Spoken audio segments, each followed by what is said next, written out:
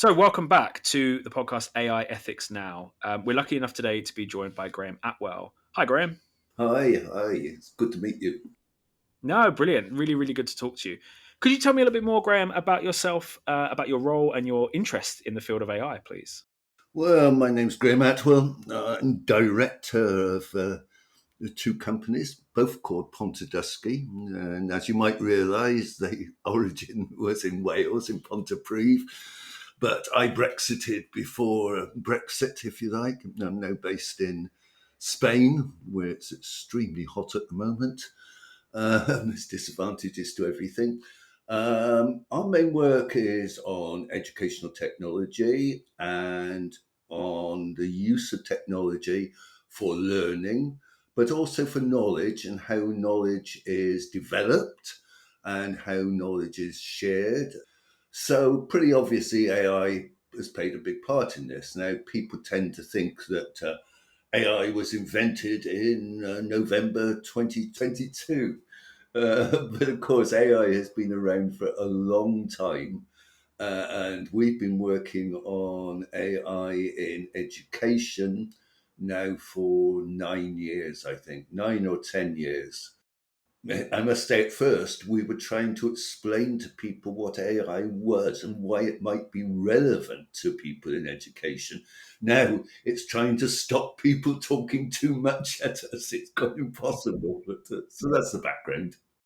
No, amazing. I think it's really interesting, particularly that you were in the field before November 22, which we're really trying on the module to give that broader context around kind of artificial intelligence and other things. So no, I think that's really, really, really good. And I'll be intrigued as well to learn a little bit more about what your companies do through the questions. Which leads us quite nicely onto the first question, which is what are the most exciting advancements in AI that you've seen recently?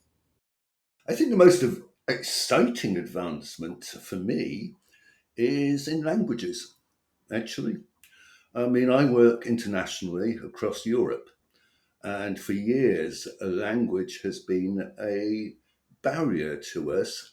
If you look at things like DeepL now, which is very much AI based, it's wonderful. You can just paste that in and you get a pretty damned reliable translation instantly. So that's the thing which really excites me. I suppose there's a little one which excites me about generative AI, but you might find as we talk on, I am quite cynical about a lot of generative AI. But when I discovered that you could copy something off an Adobe document and paste it in to generative AI and tell it to remove the line breaks, it saved me hours, something as simple as that. And actually, I think that's something about some of the AI tools which are coming out at the moment. I don't think it's world shattering stuff in some ways, but I think there are useful little things you can do with some of these tools, which can save you a lot of time. Absolutely. And I think that when you were talking about the Adobe example, I have one where I had a transcript for something that I'd written, but it had all of the individual timings on the transcript, which was great. But if I did that manually, it would take me an hour to go through and just hit, copy, delete. And I put it into an AI engine and just said, can you give me this, but without the timings? And it did it in 5 seconds kind of thing. And it was pretty much perfect. So yeah, I agree with you on that point of there's lots of potential, particularly around those kind of smaller, not smaller, but those more mundane jobs. It's probably the right way to say it. Which is a bit ironic because the discussions you see publicly is AI threatening the world? Generative AI, brilliant. AI writes your essays, big stuff. Actually, it's the little things which are probably much more impressive. Yeah, and it's I don't know about you, but one of the main ways that I use AI, and I encourage others and my students to use it particularly, is use it for those more mundane tasks to free you up to do more of the thoughtful things that you need to do. Rather than spending a couple of hours, as you say, on Adobe trying to take out line breaks, it gives you space to think about something more useful that only you can add value to. AI couldn't add value to that thing that you'd be working on, if you see what I mean. I totally agree with you, and I hope you're right. My concern is that it's going to be used for speed up. Look, a lot of the technology which we've had, and especially earlier waves of AI, have been used for automation. Now, this is in reality just another form of automation. We're automating work tasks. Maybe the level is that you've got a lot more freedom to think of good uses for it yourself, whereas in the past you had to buy big software programs. But a lot of that automation has been used to A, replace workers, and B, to speed up the work. And you all know that from your own experience working in a university. Yeah, absolutely. And it's interesting that you've come to that point. And I almost want to return to what you said about language translation in one of your earlier answers, because obviously that's a huge workforce, people being able to translate, and it's a very specialized skill set. So, and you mentioned as well about cynicism, and I wanted to kind of draw you back to that and say, what are your thoughts around kind of perhaps some of the ethical challenges that come with the job displacement that will happen as a result of these sorts of tools becoming more available, where it gives you an almost instant, almost perfect translation for different languages. Oh, firstly, I mean, what's always said traditionally with technology is that with different waves of technology, is that technology destroys jobs, but it creates more jobs than it destroys. Now, there's no, and that's probably true if you look at labour market data, but there's no particular reason why that should always be so. And I think that's an argument which has to be looked at quite carefully. So I am concerned as yet, and I do some work on this, obviously, because my main work is in vocational education and training. So I'm particularly interested in the use of AI there. And AI in vocational education and training is interesting because it has a dual impact. AI as used for teaching and learning in what would be in the UK further education colleges. But there's also AI as a subject of teaching in different discipline areas, different occupational areas. Now, so far as I can see, the impact is very, very different. So there is, say, a high impact if you're working in terms of producing advertisements, graphic advertisements. Yeah, AI can do that pretty fast, and we'll get speed up on that, and we'll get reduction in jobs. But I mean, I said earlier I work for Pontedusky, but I'm also actually an honorary associate professor at in Warwick University in the Institute for Employment Research. And as part of some of our work in IER, we've been looking at job scraped data. Of course, there's nothing AI is allowing us to do is to get more access to data, to cleaning data, and to using that data.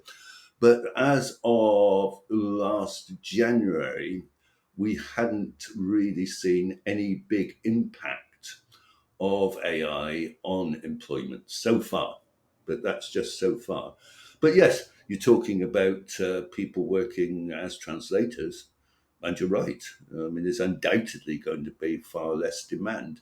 Of course, one of the big impacts there is going to be regulation. Now, if you look at actually the work translators do, I know more about it in Germany than I do in other countries. If you have any official document which needs to be translated, you have to use a registered translator. And they charge quite a lot for it.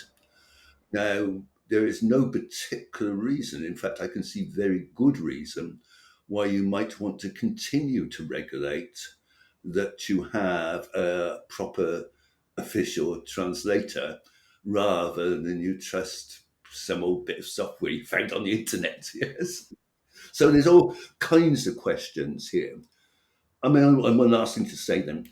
I think that what is critical about work and changes in work and the use of AI is that this is a co developed process. not just something that's large corporations impose from above, but that involves workforces, involves trade unions, involves labour market bodies. If you want an example, I always give you an example because I was vaguely involved in it, was the Lucas Aerospace development in the 1980s when, as Warwick, I think, had some involvement there as well, when they were threatening to close it, and the company wanted to produce warplanes, and the trade unions got together and came out with completely different alternative plans. Now, I think that AI has got to be involved unions, it's got to involve workers, not just because for ethical purposes or to save jobs, but that if we want effective use of AI, those are the people who are going to have to be involved. And it's notable at the moment that the large companies are said to be extremely concerned because with generative AI, there's no compelling use cases at the moment. In fact, that's even hitting the investment value, especially of people like OpenAI. We'll come back to generative AI, I think, a little bit later on. But you mentioned about the kind of the role of we the people with AI, which I think is something that when I look at different AI policies and I think about what I'm seeing from, I'm going to pick universities because obviously it's the field that I'm in, almost that part is missing. It's almost like AI is happening over there. Don't worry about it. We'll send out a policy paper when it's done. And I wonder, thinking about from the perspective of the students on this module, do you have any particular advice for them in terms of preparing themselves to be the kind of the AI enabled citizens of tomorrow, for want of a better phrase? Because we are very aware that many of them are from different they're from different subjects, they're from different disciplines, and we're trying to get them to speculate on what does that future look like and how can AI be used. Well, firstly, I think they've taken the right first step by enrolling on your module. That's a great first step. But then secondly, I think there's the issue that the general issues around AI are general issues around general AI are interdisciplinary. I was reading something from some philosopher the other day who said general AI has done more for the study of philosophy than anything in the last 50 years. And I think probably from my perspective within education, it's much the same.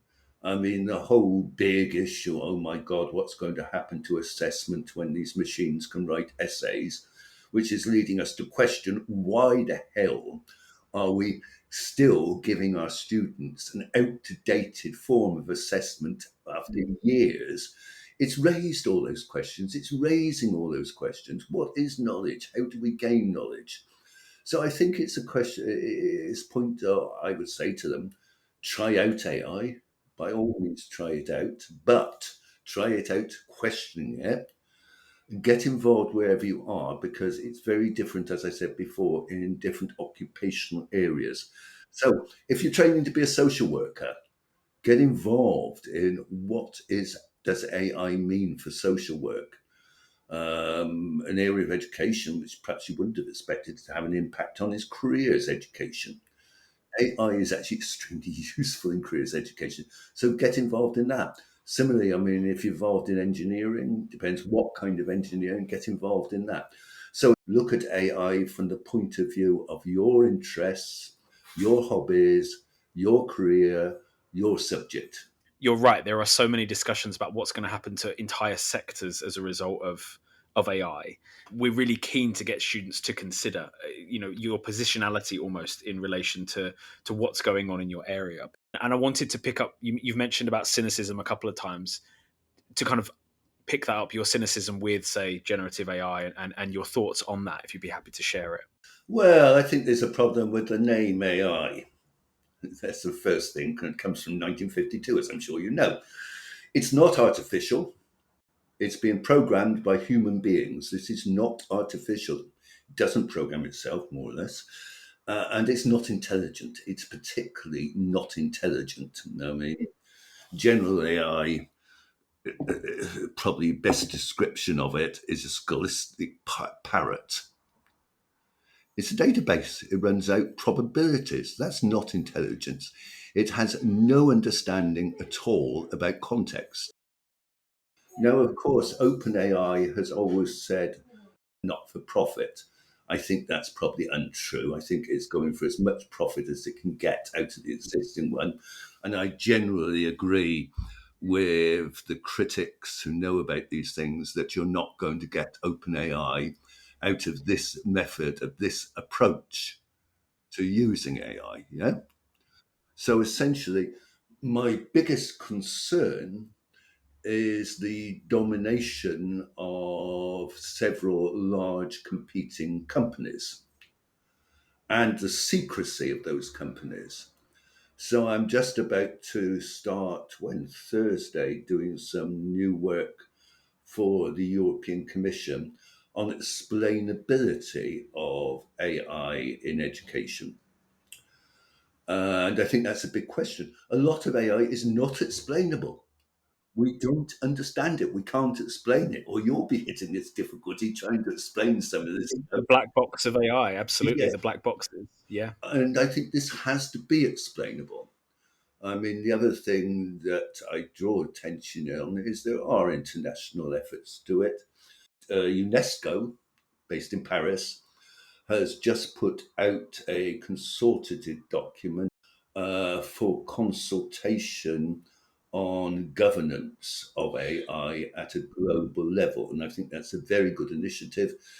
So that's my cynicism. Large companies controlling it to try and make a lot of money. I don't think they're going to succeed, but that's no matter. The point you raised, I think that's a really good one, because we're seeing Copilot, you've seen Claude, you've seen Gemini and others, which are all kind of variations on the original kind of Chat GPT model. With that in mind, that we've seen this kind of explosion in different AI, opportunities that people can use, and not just around GPTs, but also in other spaces as well. How accessible do you think AI technology is to the general public? We've spoken about black boxing. Do you see it as being something that's quite accessible at the moment, or are we barely scratching the surface? I think that it's a hard question, isn't it? On the one hand, you could say it's easy accessible because you can sign up for a free account because these companies are losing money hand and fist at the moment, but are desperate that you sign up with them, not the other one. My favourite, I suppose, if I've gotten at the moment, is Claude. But but I'll use any of them at any time and do switch between them just to see what the differences are. So on those terms, it's accessible. It's accessible in terms of a bit of work you can find out. There's plenty of stuff online on how to ask some questions. Yeah, there's plenty of stuff there. Is it accessible in terms of using for things you want to use it for? I'm not quite so sure.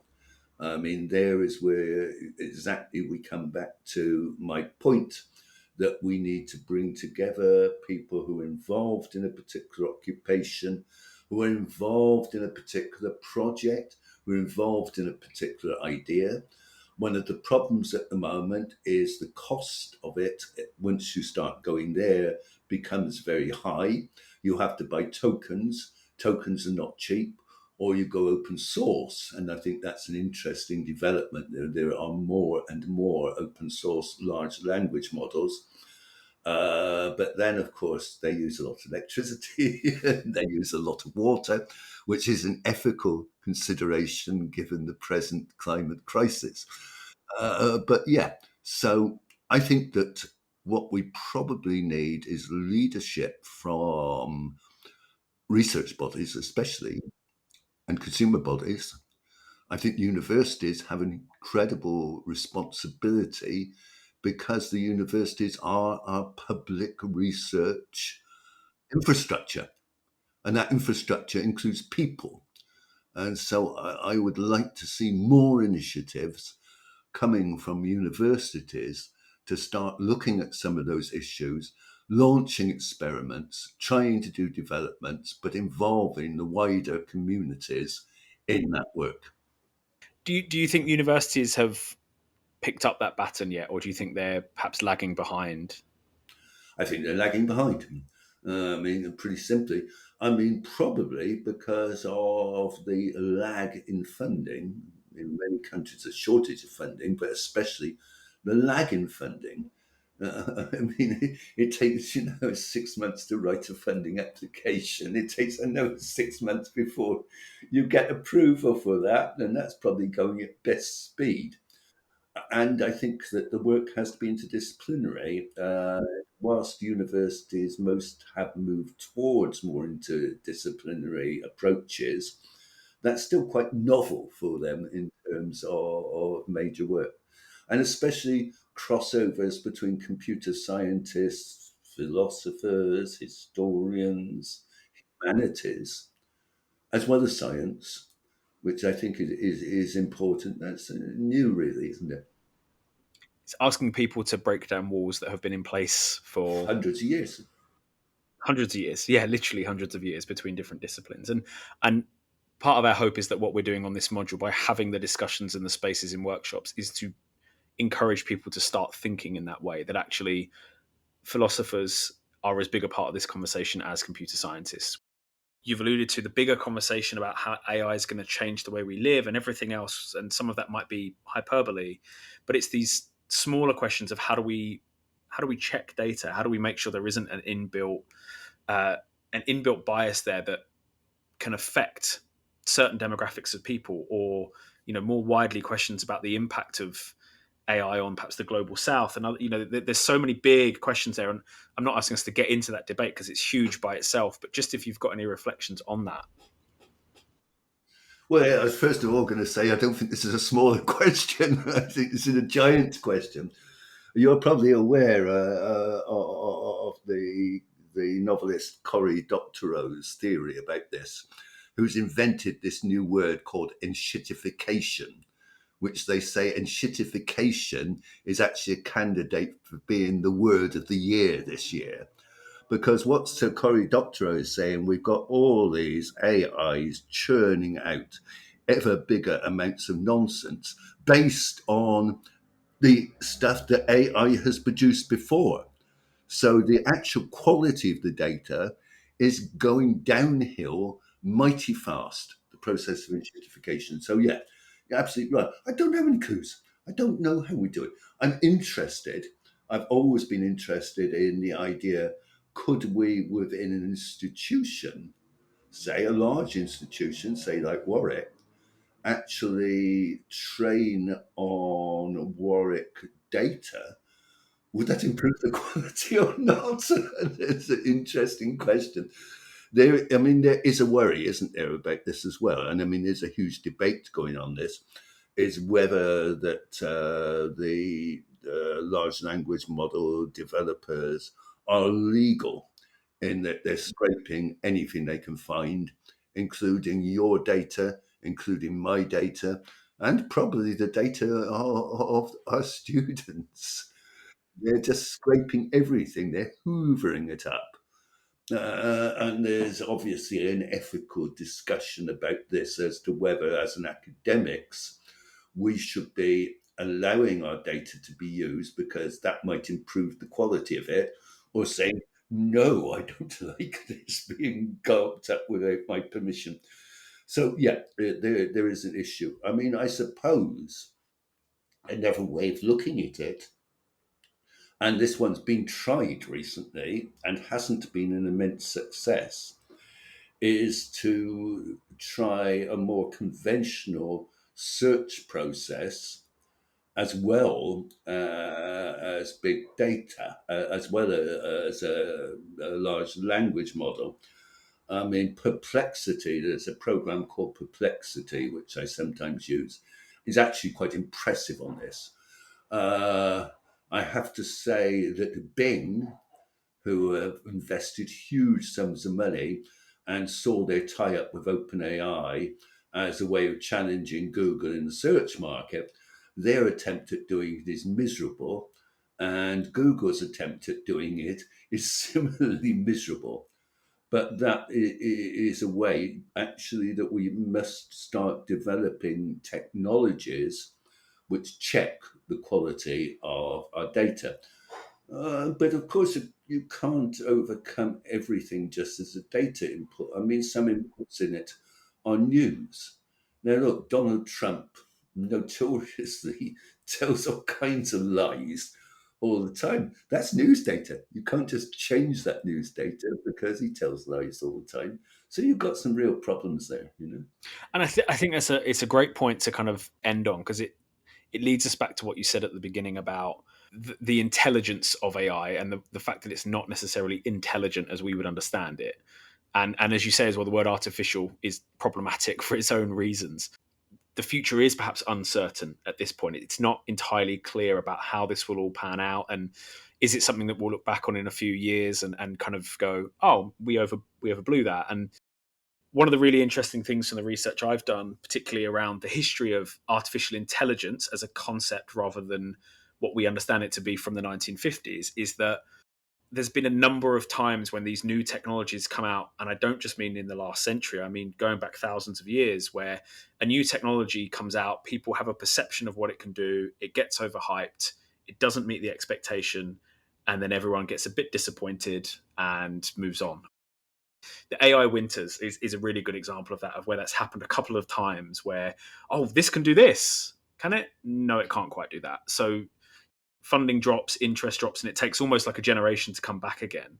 We always tend to think the thing we're experiencing is the most important and biggest thing. That always tends to be the case with humanity until we move on and go to the next thing. And my sense is that AI will have a profound effect, but I think you're right. Unless there is that more conscious approach taken to the opportunities that it affords, rather than always reverting back to this bigger philosophical discussion of, oh, well, AI is going to take over the world without really understanding what that means.